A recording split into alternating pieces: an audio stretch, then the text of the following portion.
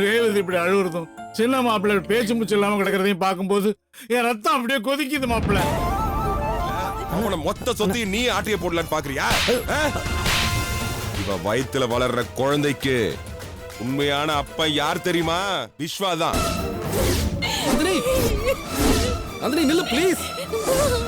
ஒரு நிமிஷம் ப்ளீஸ். நீ பத்திரத்தெல்லாம் கிழிச்சு போட்டதுக்கு என்கிட்ட ஆதாரம் இருக்கு. தம்பி கொஞ்சம் வெளியே வரீங்களா? என்ன நடக்குதுங்க? ஹலோ. நான் புள்ளைய பெத்துக்கிட்டா அப்பாவோட உயிருக்கு ஆபத்துன்னு ஜோசியர் சொன்னாரா, அதான் அம்மாக்கு பயம். ஏன் சொல்றேன்னா இனி உங்களுக்கு குழந்தை பிறக்காது. உனக்கு இன்னொரு குழந்தை கொடுக்க முடியாது ரேவதி. எல்லாமே என் தலைவிதி விஸ்வா. தலைவிதின்னு சொல்லி இப்படி அழுது புலம்பிட்டு இருக்கிறதுல எந்த பிரயோஜனமும் இல்ல அகிலா. நான் உன்னை கேக்குறேன், அதுக்கு பதில் சொல்லுங்க.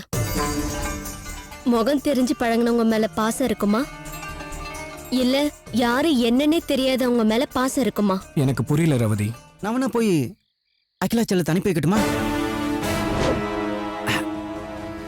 அனுப்பி வைக்கட்டுமா? ஒரு வாய் சாப்பாடு கொடுத்தீங்களாடா? உங்களுக்கே இது அநியாயமா தோணல? தல எங்களை மன்னிச்சிருத்தல, தெரியாம பண்ணிட்டேன் தல. டேய் இருங்கடா. ஆதி அகிலா கழுத்துல தாலி கட்டுறத நிறுத்திட்டு வந்து அத்தனை பெரிய கொன்னு போதைக்கிறான்டா.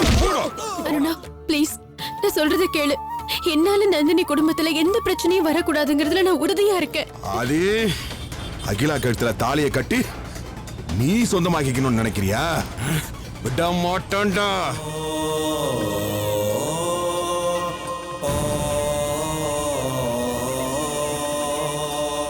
நீ சொல்ல மாட்டேன், அப்ப நான் சொல்லட்டுமா?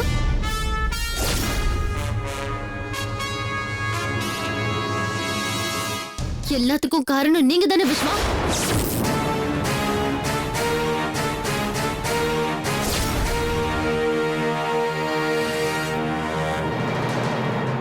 கொல்லூலி மங்க மாதிரி ஊமையா நிக்காதீங்க.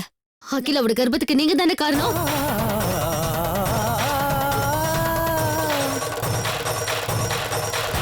நீ பேசுறது எதுவும் என்னால நம்ப முடியாது. என் புள்ள இப்படி ஒரு காரியத்தை பண்ணிருக்கவே மாட்டான். அருணா எல்லா விஷயத்தையும் என்கிட்ட சொல்லிட்டான். நீ யாரு? நீதான் எனக்கு மர்ம போன் பண்ணவளா? சொல்லு. நீதானே என்கிட்ட போன்ல விஸ்வாவை பத்தி தப்பு தப்பா பேசுற?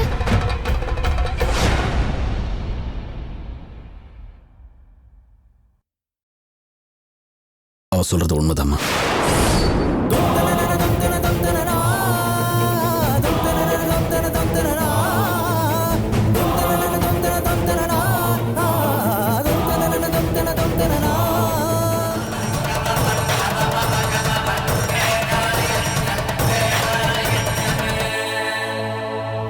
ஸ்பாட்லயே ஆள விட்டான், அதான் கடை பூட்டி கிடக்கு.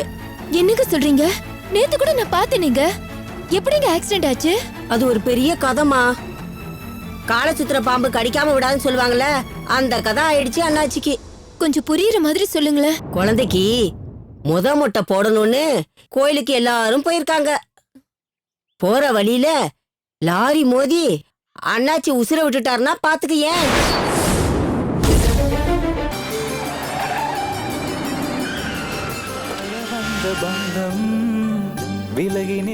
நீங்க எங்கே இருங்க, நான் போய் ஆர்த்தி கரைச்சு கொண்டு வரேன். ஆம பூந்த வீடு உருப்படாதுன்னு சொல்லுவாங்க. இப்போ அகில பூந்த வீடு உருப்படாதுன்னு மாத்திக்கணும். நந்தினி, நீ செய்யறது எதுவுமே எனக்கு பிடிக்கல.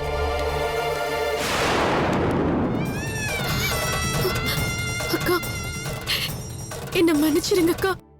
அகிலா கழுத்துல இவர் தாலி கட்டுறதுதான் நியாயம்னு நினைச்சேன். அத செஞ்சு முடிச்சிட்டேன். இதுக்கப்புறமா எனக்கு எங்க என்ன வேலை? ஒரு பொண்ணு புள்ள தச்சியா வரலாம், புருஷன் கூட ஜோடி போட்டுக்கிட்டு விருந்துக்கு வரலாம். ஆனா பொட்டி படுக்கைய தூக்கிக்கிட்டு பிறந்த வீட்டுக்கு வாழ வெட்டியா வரக்கூடாது நந்தினி.